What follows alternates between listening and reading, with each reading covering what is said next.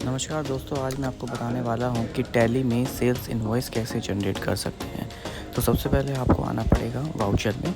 Voucher में आने के बाद आपको यहाँ पे F10 दबाना है अगर आपका कोई और वाउचर सिलेक्ट है तो। मेरा यहाँ पे बाय डिफ़ॉल्ट ही सेल्स वाउचर सिलेक्ट है, तो मैं इसको वापस से सेल्स वाउचर सिलेक्ट कर लेता हूँ। अब यहाँ पे आपको डालना है इनवॉइस नंबर, जो भी आपकी सीरीज़ चल रही है या आप जो भी नया है तो अगर जो डालना चाहते हैं वो डाल सकते हैं। मैं यहाँ पे MEC 502 2425 डाल रहा हूँ। डेट मैं इसको आज की सिलेक्ट कर लेता हूँ। सेलेक्ट करने के बाद रेफरेंस और डेट मैं यहाँ पे ब्लैंक छोड़ रहा हूँ। अब आता है पार्टी का नाम।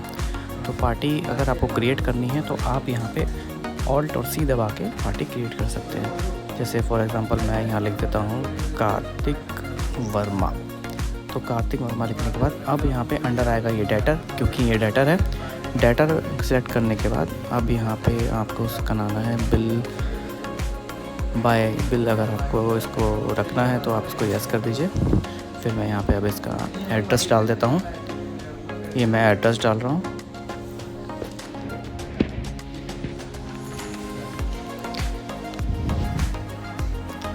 एड्रेस आप जितना आपको पता है उतना डाल दीजिए। पिन कोड वगैरह सब क्लियरली मेंशन करिएगा। साथ ही आप इसका नीचे से रेगुलर है वहाँ पे आप GSTN भी डाल सकते हैं। और इसको क्रॉस चेक करने के लिए यहाँ राइट हैंड साइड में आपको दिख रहा होगा फीच डिटेल यूजिंग GSTN लिखा हुआ है। तो यहाँ से आप GST को क्रॉस चेक भी कर सकते हैं। फ़िलहाल ये पार्टी अनरजिस्टर्ड है तो मैंने अनरजिस्टर्ड सेलेक्ट कर लिया है। सेलेक्ट करने के बाद ओके। इस केस में ये क्लाइंट जो है खुद ये हमारे से सामान यहीं से लेने आया है। नहीं तो हम जनरली यहाँ पे कोरियर का नाम, जैसे कोई कोरियर है तो वो लिखते हैं। तो अब ये खुद लेने आया तो मैं यहाँ पे बाय सेल्फ लिख देता हूँ। बाय सेल्फ लिख दिया।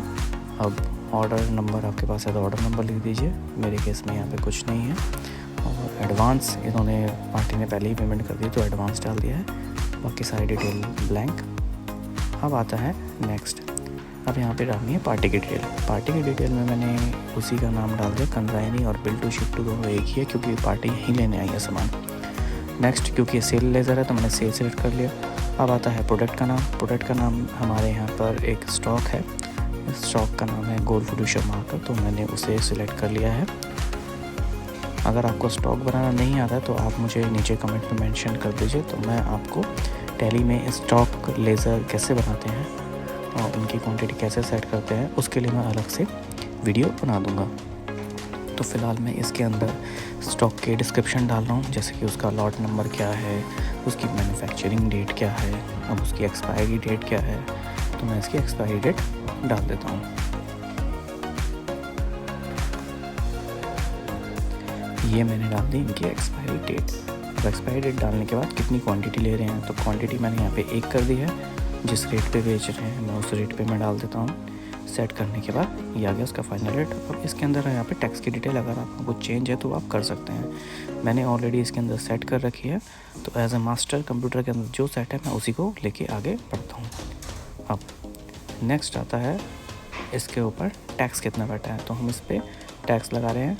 IGST नहीं लगेगा, इसमें लगेगा CGST SGST। तो 6% 12% का टैक्सेबल था, तो 6% CGST और 6%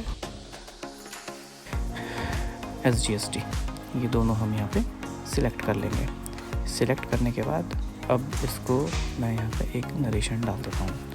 नरेशन यही होगी, जैसे कि आप कुछ भी लिख सकते हैं जो आपका जनरली चलता है। मैं यहाँ पे लिख रहा हूँ बिंग इनवॉइस नंबर, ये इनवॉइस नंबर मेरा ये है, इनवॉइस की डेट मेरी ये है, और जिस पर्सन को हम ये बिल काट रहे हैं हम यहाँ पे उसका नाम लिख सकते हैं। आप इसके अंदर कोई भी डिटेल लिख सकते हैं, जैसे कौन सा सामान जा रहा है, कोई कंडीशन है, टर्म्स एंड कंडीशन है, वो आप यहाँ पर लिख सकते हैं। ये हमारे रेफरेंस के लिए होता है, ठीक है। अब इसके बाद ये सारी चीज़ डिटेल डालने के बाद आप सिर्फ आप इसको सेव कर दीजिए। मैंने यहाँ पे इसको सेव कर दिया है। आप देख सकते हैं ये सेव होने में थोड़ा टाइम ले रहा है। ये हो गया, सेव हो गया। अब इसको क्रॉस चेक करने के लिए आप सीधा दबाइए डे बुक में आइए। डे बुक में आने के बाद आज की डेट डालिए, मैंने आज की डेट डाल दी। आज की डेट डालने के बाद आपको यहाँ पे देखो इनवॉइस शो हो गया। 502 नंबर इनवॉइस है, आप इसको देख सकते हैं। सेल्स के अंदर देखिए कॉन्फ़िगरेशन मार्कर आपको यहीं पे दिख गया है। ठीक है, अब मैं इसका जस्ट एक प्रिंट निकाल दूँगा। प्रिंट निकालने के लिए इसकी आपको थोड़ी कॉन्फ़िगरेशन करनी पड़ेगी। जैसे अगर प्रिंटर सेट नहीं है तो प्रिंटर सेट कर लीजिए। अगर आपका PDF में आ रहा है तो उसे आप प्रिंटर में कर सकते हैं, या PDF निकालना है तो PDF में डाल सकते हैं। आपको एक्सेल में निकालना है तो एक्सेल में कन्वर्ट कर सकते हैं। तो देखिए ये फॉर्मेट इस तरीके से निकलेगा। तो मैंने इसका प्रीव्यू दिखा दिया और मुझे यहाँ पे 3 कॉपी निकालनी है, तो मैंने 3 कॉपी इसकी सिलेक्ट कर ली है। अब मैं यहाँ पे इसका प्रिंटर सिलेक्ट कर लेता हूँ। ये मैंने प्रिंटर यहाँ का सिलेक्ट कर लिया। अब बस अब मैं यहाँ पे इसको इंस्ट्रक्शन देता हूँ प्रिंट के लिए, और ये हमारा निकल गया यहाँ से प्रिंट। तो उम्मीद है आपको ये इनवॉइस बनाना आ गया होगा। आज की इस वीडियो में इतना ही। मिलते हैं आपसे नेक्स्ट वीडियो में। वीडियो अगर अच्छी लगी हो तो लाइक करें, शेयर करें, सब्सक्राइब करें और अपने दोस्तों के साथ शेयर करना ना भूलें। Thank you so much for watching this video. मिलते हैं नेक्स्ट वीडियो में, तब तक के लिए good bye, good night, Vande Mataram, जय श्री राम।